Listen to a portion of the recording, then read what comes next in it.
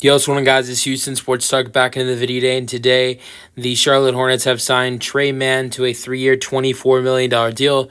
Mann played really well last season, but only played 13 games, and injury kept him out. But he averaged 14 points per game, 3 assists per game, 3 rebounds per game, shooting a total of almost a little bit over 45% from the floor, 44% from the floor and 40% from three.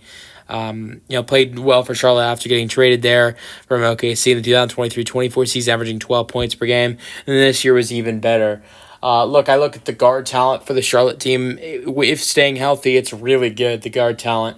You've got starting, you've got LaMelo Ball and Colin Sexton. Then off the bench, you've got Mann and Josh Green off the bench at the 1 and 2 guard. Con Knipple might be at the small forward more than he'll be at the shooting guard, but that's another potential guard and for this Hornets team. I think the Hornets have really improved this offseason. I like what they've done. They traded away a terrible contract in Yusuf Nurkic for Colin Sexton.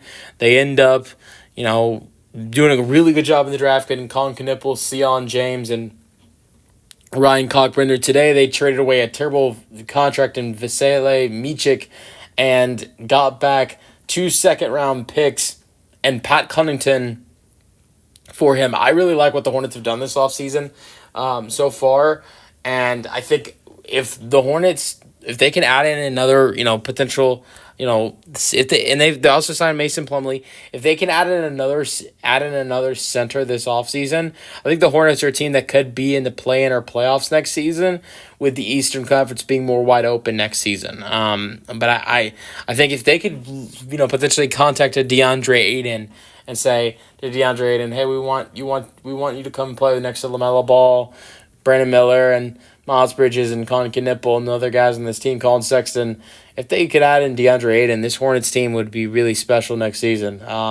And look, I'm not saying that I think Ayton would push them to being a 6 to 8 seed, and that is a lot better than what they've been in past seasons. Let me know your thoughts on the signing for the Hornets, bringing back Mann in the comment section, and peace out.